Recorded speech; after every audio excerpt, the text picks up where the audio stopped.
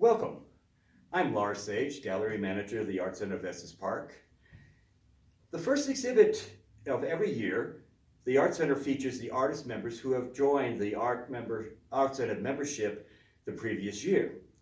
This year we are celebrating three very talented artists in their variety of media. And I want to welcome and introduce you to one of our artists, Lydia Pottoff. Welcome, Lydia. Thank you. Uh, why don't you tell us a little bit about yourself? You know, where you're from, what brought you to Colorado, and how long have you been doing your art?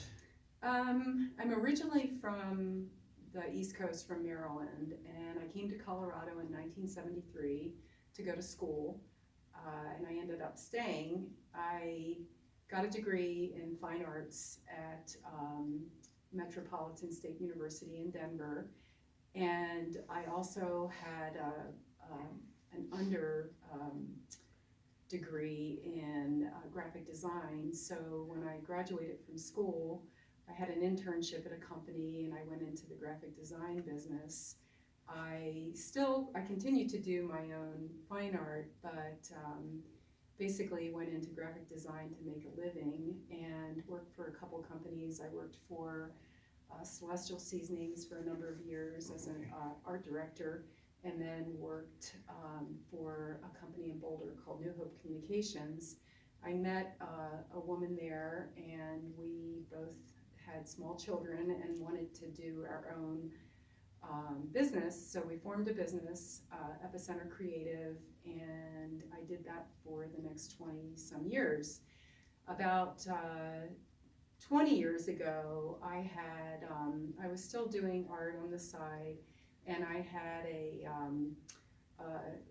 unfortunate health incident. I almost lost the use of one of my eyes, and my husband got me lessons with a local pastel artist, Bonnie Iris, in Boulder, and so I started doing pastels, and that's kind of when I began doing pastels and really getting serious about doing pastels. And so ever since I've been painting in pastels.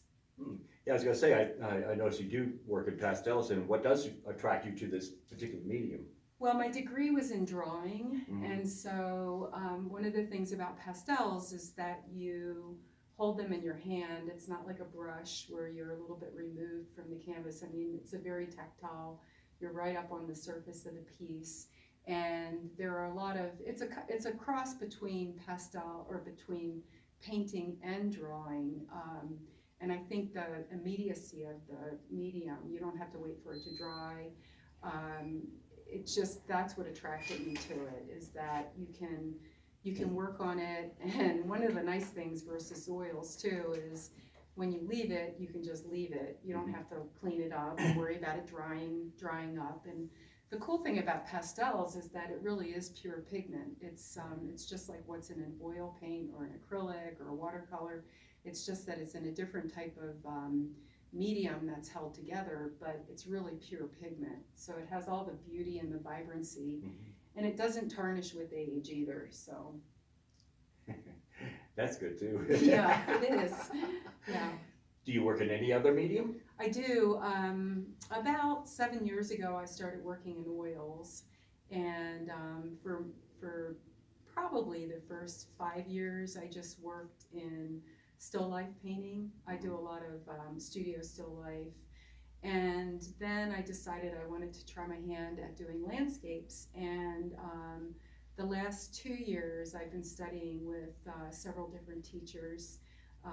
Just learning how to use the medium and to really incorporate it into my ability to see the landscape in a different way. And what I find is working in two mediums, it's really interesting because I find that they complement and enhance each one. And for me, it's really important to keep growing and learning. And not that I've reached any degree of satisfaction with where I'm at with pastels, but I want to keep pushing, but I'm really enjoying having a different medium to keep exploring in. Good. I was going to say, ask you, as an artist though, can you share kind of a memorable experience that you had that inspired a particular painting? Well, all my paintings are inspired, since I paint, I do a lot of plein air painting. So that means painting from life. And I'm really inspired when I'm outside. I love being outside. I'm really active in terms of skiing, hiking, biking, all that. So a lot of my pieces, there's a couple in particular. This one was a backcountry ski that I did. It's called the Long Ski Home. And so I saw this scene, and obviously I was on skis, and I couldn't stop and paint it, but the light and the just beauty of it really captured me, just like the one of Long's Peak over there. Mhm. That was an early morning hike coming down from a lake up above. And so, I'm really inspired by being outside, and so what is wonderful for me is to be able to then translate that so other people can really see that beauty that I witnessed firsthand. Great, wow. Yeah, I know personally, getting to know you, it's because you participate in our plein air event Right. as well, so I'm familiar with your work as a result of that. I haven't seen any of your studio work necessarily, but Yeah. certainly, you can see the beauty that you create with the pastels. It brings a different type of, I don't know, aspect to it that oils and acrylics don't necessarily do, or watercolors even, Yeah. so, it's pretty neat. Yeah, it's because the pastel is, like I said, it's pure pigment and it's in a crystallized form. And so what happens with pastels is when the light refracts off that, Mhm. it creates this brilliance that you can't quite, and that's what's great about seeing them live, is you can actually see that shimmer in the pastels. I don't fix my pastels. I don't use a spray on them Mhm. because I find that it dulls the surface. So my pastels are unfixed, and I always use glass on them. They're behind glass. But yeah, there's a freshness and a beauty to pastel that crosses between drawing and painting. It seems to me, because I go doing these artwork, but with pastel, it seems like it's easier to smudge and do after you work, and that's why you have to put it under glass or protect it in some way. Yeah. Yeah, as you well. do. You definitely do. I have to be really careful with framing because there's a lot of the pastel dust on the surface, Mhm. and you have to be very gentle with it. So, yeah, it's just, it's kind of the nature of this type of medium. Yeah, I've noticed that from other pastel artists as well. Yeah. So what made you decide to join the Art Center? Well, I have a good friend that's a member, and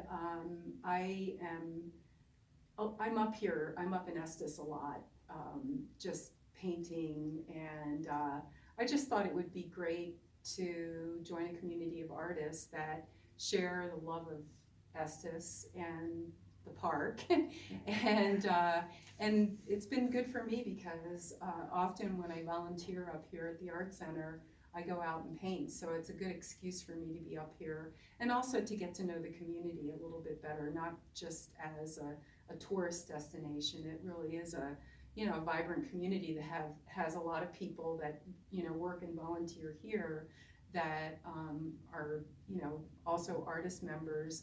I just find it's an enriching experience. I've been in Colorado a long time, and I really enjoy finding out new aspects of different places, and so I think it's been a great experience, and it kind of forces me to come up to the park and paint, or the surrounding area, and so it's great. Must be hard to force you to come up here. No, it's just sometimes the drive coming up the canyon, especially there's a lot of traffic and stuff, and Yeah. and I live down near Lyons, and so I have a lot of beautiful places down there to paint, but I don't get the big peaks like I do up Yep. here. It's a So little different yeah, it's topography. it's different. Yeah, yeah. Are you showing any of your work other places as well? I have some pieces at it's called the Old Gallery in Allen's Park, and then there's a small shop in Niwot called Flyaway Home that I have pastels in, and in the Old Gallery I have oils and pastels, and in Flyaway Home I have mainly pastels. Yeah. So, do you have any words of wisdom to any aspiring or even experienced artists that you've Well, learned that you feel is Yeah, important? I just think it's really important to keep learning. And it's funny that you asked me that question because I subscribe to Patreon. There are a lot of artists I follow on its Patreon. Artists go on there and they do posts, and it gives them a passive income, and they share tips and share their paintings. And there's a woman that's a pastelist that I follow and look at her postings every day. And she posted this yesterday, and I thought it was really a wonderful quote. It's a Van Gogh quote. It says, "I keep on making what I can't do yet in order to be able to do it." And I think that that really rings true. To me, what it says is to always keep learning. And that's what I love about creating art, is that it's always challenging. My brain is always working in overdrive, trying to solve problems, trying to figure out something else. And it gives me the richness of an experience of just seeing beauty in everything. It's funny because the more I paint, I'll be driving along and I'll look at a sky and I'll think, well, I think I would use that pastel stick to get that color and that pastel stick. So I start thinking in terms of pastel sticks, or also mixing colors in oil. How would I achieve that warm gray or that cool green? So it really teaches you to be aware and really look at things around you. And I feel very lucky that I have that ability to see nature that way. Well, thank you, Lydia. Appreciate your sharing some of your thoughts and information here. Meet the Artist, new artist, is on display beginning this Friday on January 8th and runs through February 15th. And the Art Center is open from 11 to 5, Friday, Saturday, Sunday, and Monday. And the public is always welcome to come and visit. Again, thank you very much, Lydia. You're welcome. Thank you.